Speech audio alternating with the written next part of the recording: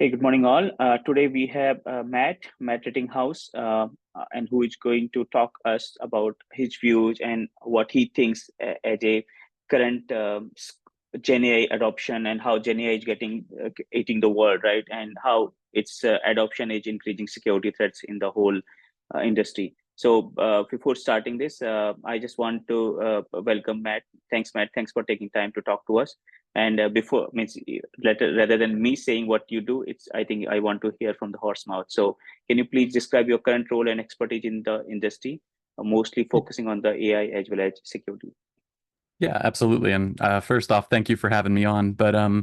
So again, as you mentioned, I'm Matt. I've been in the data science space now for about 8 years, and in data science, kind of more generally, for about 12 now.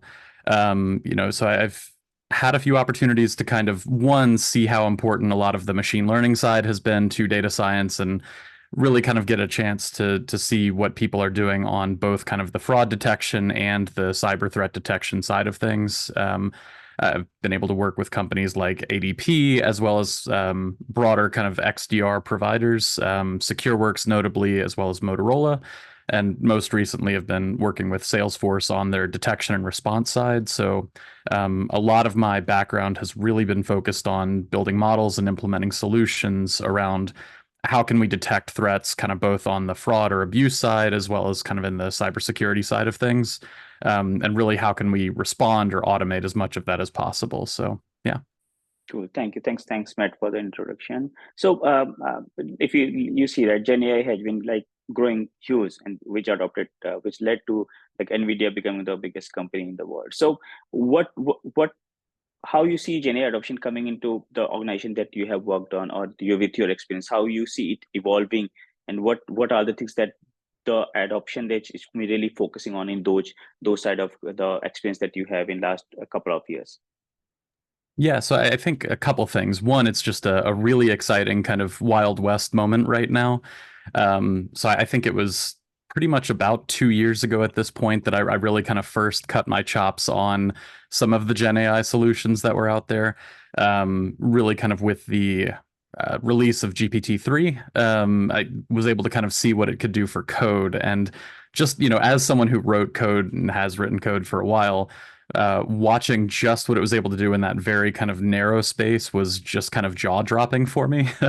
And I kind of had this revelation moment of like, wow, this is really going to be really disruptive. And I think at points it was equal parts frightening of like, how much is this going to automate? Like, should I start looking for a new field of work? And then really kind of watching some of the challenges to adoption as well, right? So I think, and this really starts to get into the crux of your question, but watching businesses try to build policy and build trust around putting these solutions into place. Because I think it's one thing for myself as an individual, if I'm coding myself or kind of releasing a project that I have for a hobby, I jumped into a lot of the Gen AI solutions very fully. There were a lot of great plugins like Codium AI that, just writing unit tests for me, I was able to kind of refactor like 20,000 lines of code in a weekend, and it was amazing. And then you try and take that to kind of the enterprise front, and it's, well, we really shouldn't be putting production code into these LLMs. What are we going to be doing about data security? How can we make sure that we can trust the outputs? And I think the industry really has been kind of grappling with that question much more fully for really the past year and a half.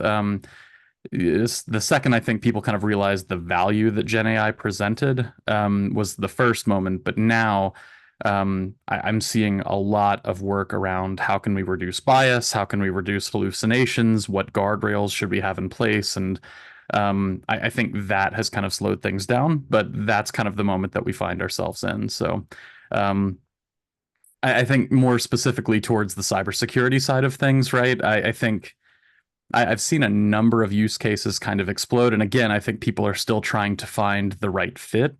Because, right, I think initially you noticed that a lot of the Gen AI models were good at things like summarization tasks or even translation, right? So you might have kind of a documentation base or kind of a knowledge base, and you want to know kind of how does it fit based on a set of data that I have, or Uh, Notably, could we use this to bridge the talent gap was, I think, a big one that I saw where you have a lot of either inexperienced or kind of stretched thin security analysts that may not have kind of the depth of experience as some of the higher trained or higher tier responders. And so, can we use Gen AI to kind of put playbooks or kind of more knowledge at the tips of more junior analysts? I think was kind of that first level.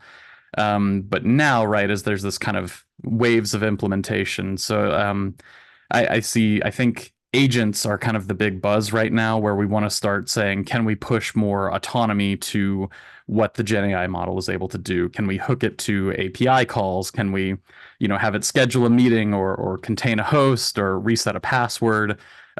Do we trust the accuracy of the model enough to do those things? And I think we're kind of building that out. It's not kind of a clear cut answer one way or the other. Is are we ready for that yet? But I think we're seeing people experiment with that more. I think you're going to start seeing one kind of a lot of use of it from the attacker side on phishing, but I've seen exciting use cases for things like AI red teaming or using it for compliance frameworks, pushing a lot of documentation. So these are kind of the use cases that excite me. And I think this push right now towards more autonomy is kind of the moment that we find ourselves in. Cool. So thanks, Matt. That and you really beautifully told like what you are doing in the terms of the what type of value Gen AI is bringing. Like saying like 20,000 lines of code refactoring. Yeah, yeah. You can't do manually. You have to have some big superpower like Gen AI coming to picture and trying to get that very good. And at the same time, you said okay, apart from this Copilot, you are also looking at the page how let's say the other people folks are like scheduling meeting and doing other things everywhere anywhere they can use Gen AI to make their life easier or faster.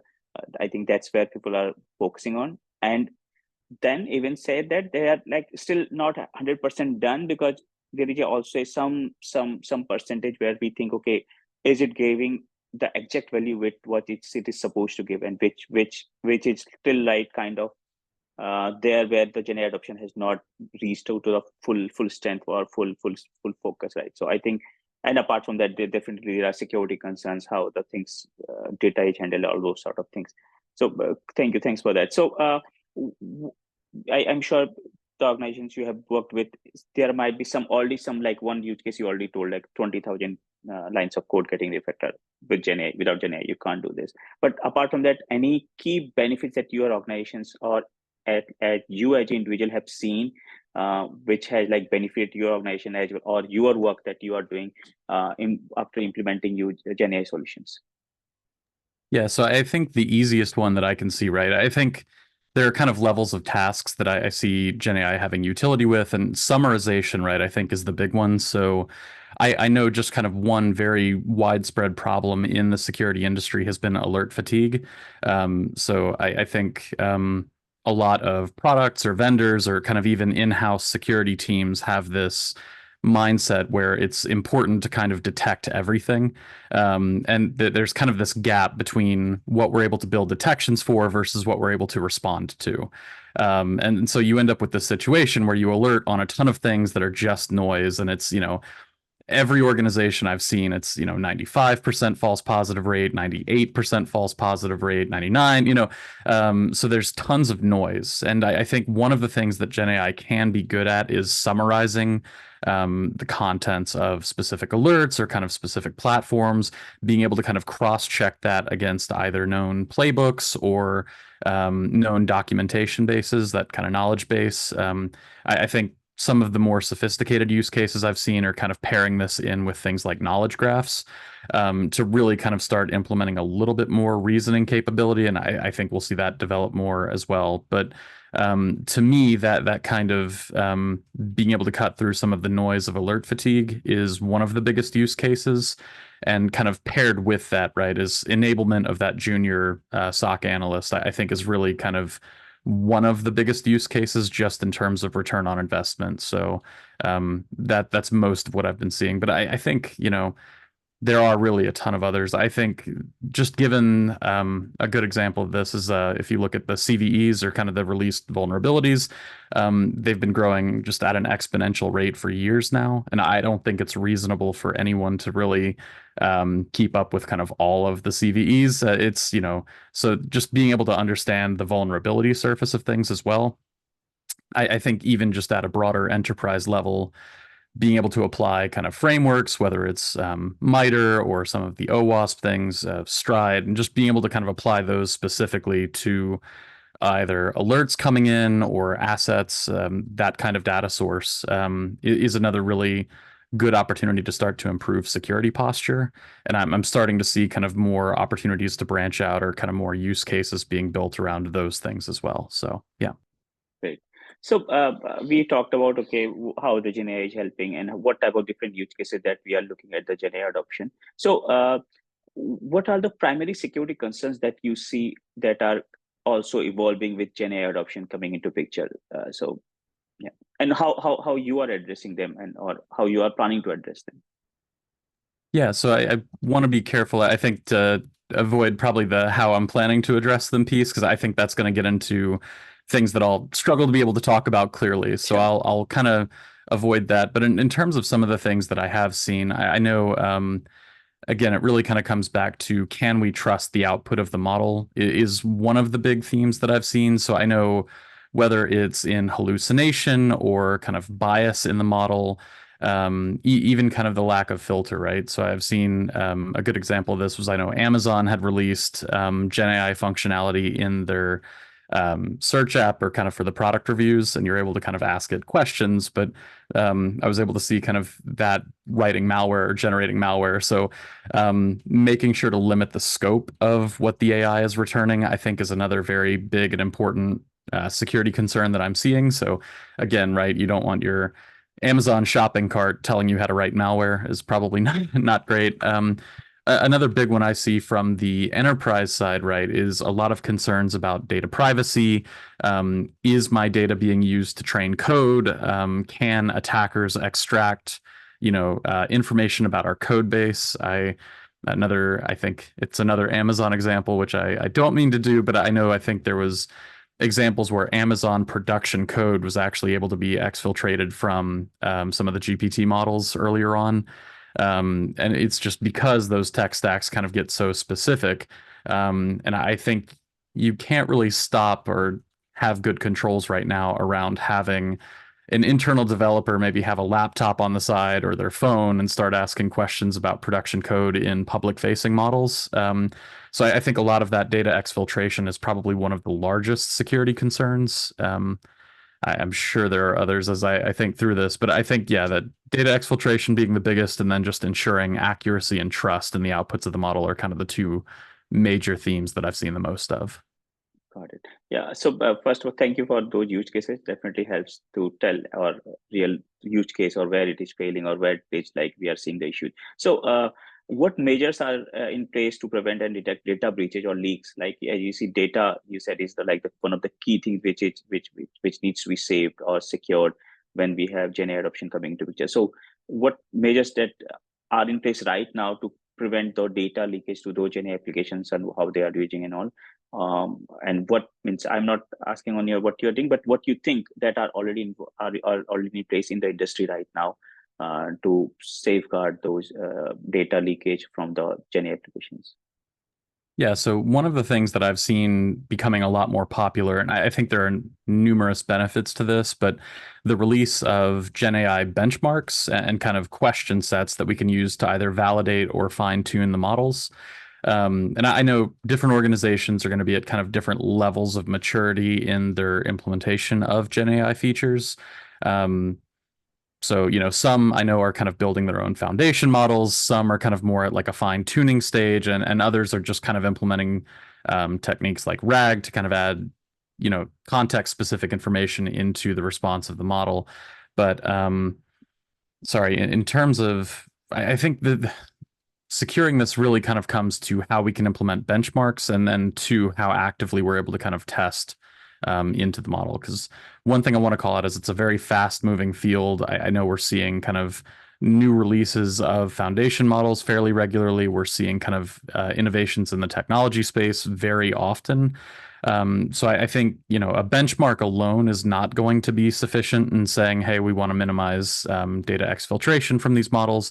I think you need to kind of also have a culture of we want to stay on the cutting edge of what the innovations are in this space. We want to have people that are kind of dedicated to looking at this, kind of finding new ways of testing. But at a more kind of base level, I think as these benchmarks come out where you can start to test the model, see if it returns answers that are concerning, be able to kind of grade the model and tune the model accordingly. I think that's probably one of the best opportunities that I've seen to kind of help build better trust. I think it really does come to how robustly can we test these models, and then how can we kind of tune it to make sure that it's not doing something we don't intend.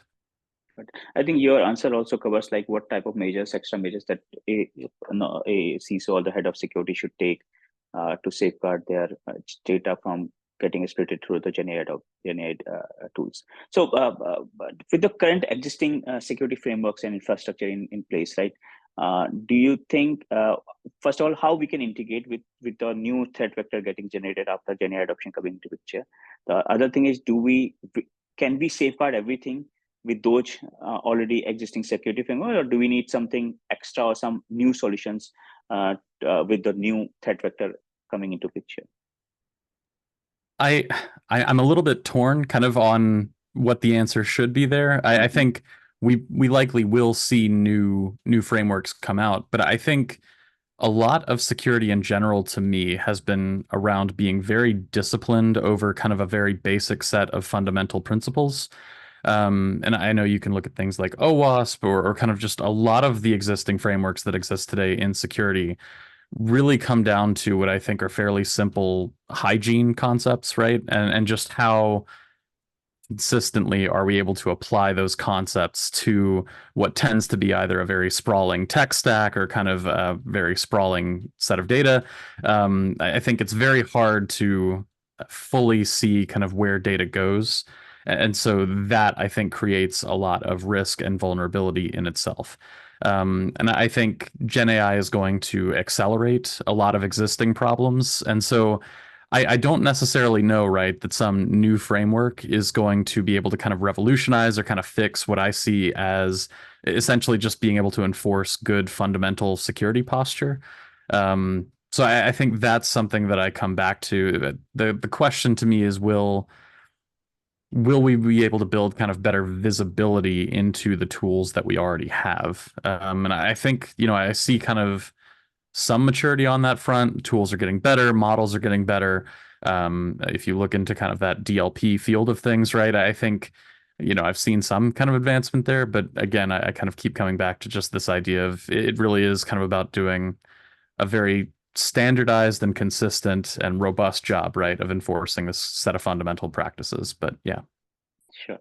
So one thing, Matt, right? Apart from this, what we always see that okay, because you can be like strong, or I would say experts working on the models which are trying to get this private LLMs and things into picture, and they know a lot about like how we should handle Gen AI application. But how about the other engineers which are like just using those public LLMs, and and they should be also trained, or they should be also educated that how they should be using those Gen AI applications and what things they need to keep in mind. So what are the strategic that you think are in place to educate and train this your staff or your uh, team on how to secure use of Gen AI applications or Gen AI technology? So I think a couple things. I guess from the more corporate or enterprise level, I think I've seen really good policy communication kind of from either the CISO level or really more generally the CTO level at a couple places that I've been now, and just kind of watching adoption at that level. I think again, clear policy and clear communication helps a lot. But again, right, these are very fast moving fields, and just I guess I might be a little biased because I work in this kind of intersection of data science and cybersecurity. So most of the teams that I work with or kind of have been a part of, either, the data engineering side of things or the data science side of things have been very interested and engaged in a lot of the Gen AI things. I also think it's a very fast moving scientific field anyways. And I think this has always been the case for me in data science and in cybersecurity, is there's just kind of this very exponential increase in the amount of knowledge and information that's out there to absorb to be effective in the field. So really just no matter what, I think building a culture where people continuously are trying to stay on that forefront or stay educated. So things that I've seen be very effective are just having things like reading groups for reading papers that are coming out, or being able to have groups where people are able to talk through some of the fundamentals and just kind of get engaged, not necessarily on specific work projects or kind of, upcoming features that we want to implement, but just more generally, what's going on in the field? What do we see as the upcoming trends? Are we able to kind of invite experts? Like, I think building a culture of education is probably one of the biggest differentiating factors I've seen in a number of organizations, is just how can we build the culture where people want to stay on that cutting edge? And so I've kind of always been a big advocate of kind of building out reading groups or research groups, just especially on the data science side of things. So I hope that with Gen AI becoming much more popular and kind of ingrained in the culture, that more people want to participate or kind of bring themselves up to speed. I think, just given how often some of this is changing, we can look at the implementation of GPT 4.0, where things kind of went up to multimodal. And so now, before, where it was just kind of a chat interface, now, right, it's being able to integrate with audio, it's being able to integrate more with image. And, I think a year ago that wasn't really as possible or as feasible. And so you start to think about, like, what does this look like a year from now? I think it becomes very difficult to kind of dictate or mandate that at like a policy level, or kind of create a course that will be obsolete very soon, just given the pace of this. So there's definitely a need for that kind of continuous education component to this. So yeah. Cool. So right now, if you see that, you might be also using some of the third-party Gen AI tools and secured services, right, for your enhancement. We can't develop everything by our own, right? So we need to rely something on the third-party Gen AI tools. So how you are accessing or assessing those and managing that? Okay, what type of security and compliance those Gen AI tools that are provided to are having? Also, what are you asking for those compliances that, or okay, what measures they are taking if I pass my sensitive data, or if I pass some data to those Gen AI tools, how they are handling, or how, if they, why they are, if maybe they are using that data to train their models in the wild, right? So what type of security measures or assessing or managing things that your compliance requirements that you are having, or asking the third party Gen AI tools that it's coming to you for usage? Yeah. So I guess, internally with where I'm at now, Salesforce actually builds their own foundation model, and has a number of plugins that they develop and support internally. So I can speak a bit more to what I've seen at previous companies that I've been at and some of the teams that I've seen. It's kind of a different landscape with where I'm at now. With, being on a team that has its own internal foundation model definitely kind of shifts how you approach that, especially in terms of the compliance side of it. But I know previously I'd looked at adopting Codium AI, because I was a big advocate of having Gen AI kind of automatically generated unit tests. I thought was a huge game changer. And so this was kind of a third party plugin that I was very vocally advocating for, just in terms of what can I do to get the team that I was on to really adopt this. And so very fortunately, I was able to be part of a process of reaching out to the CEO of Codium AI. I was able to kind of have some calls. We were actually able to kind of sit through and talk through what their policy was on.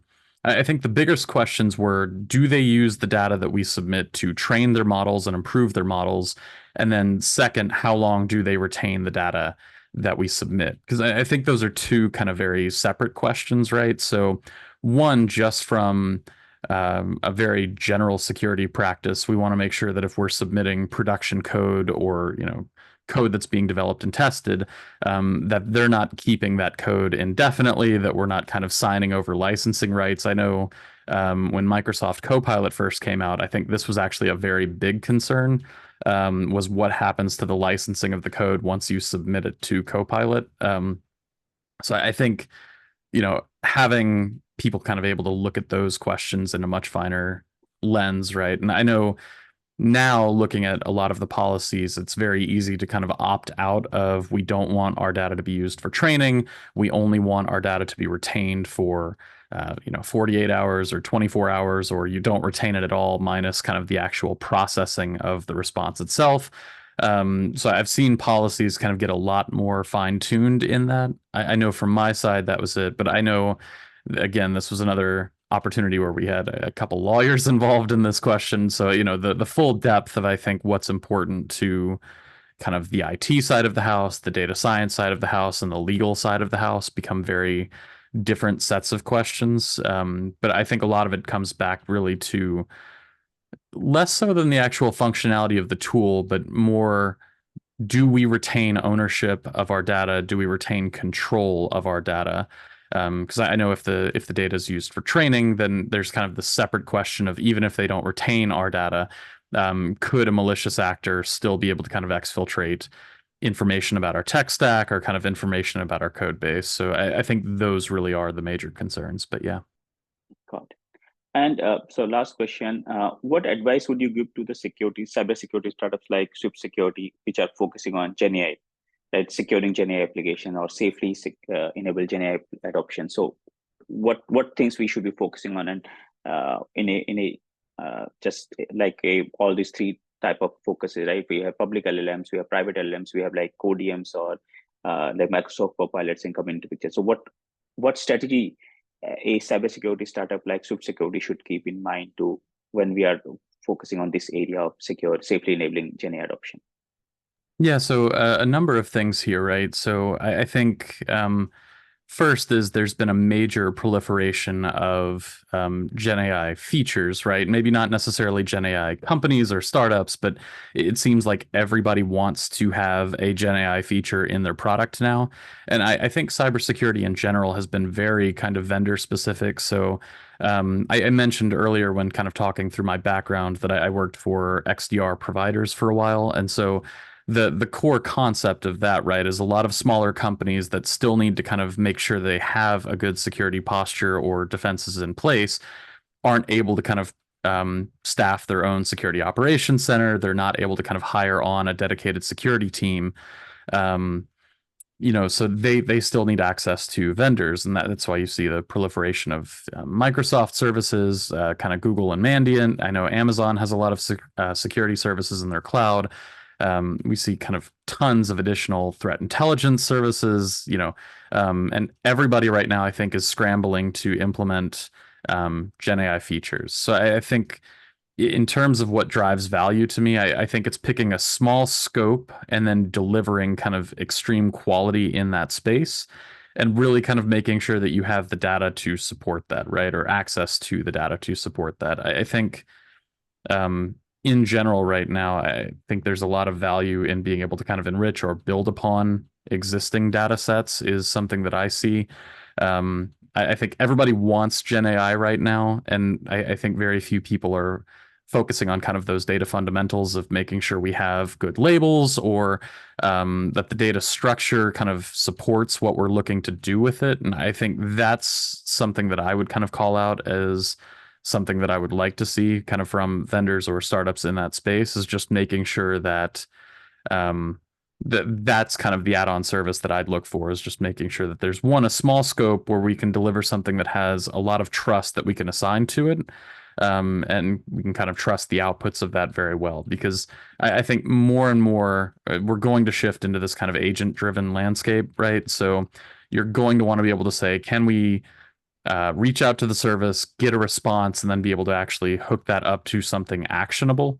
Because to me, that's the next thing coming. So I think those are the main things that I'm looking for, is just that high level of trust, strong focus on good posture around data, and then kind of that support for the next thing of how can we actually make this actionable. So yeah. Cool.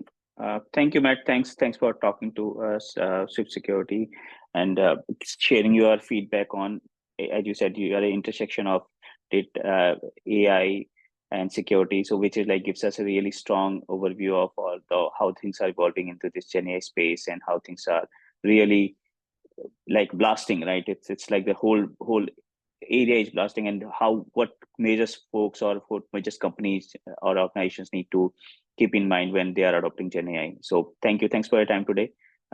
Really appreciate you spending your time with us. Thank you. Yep, thank you.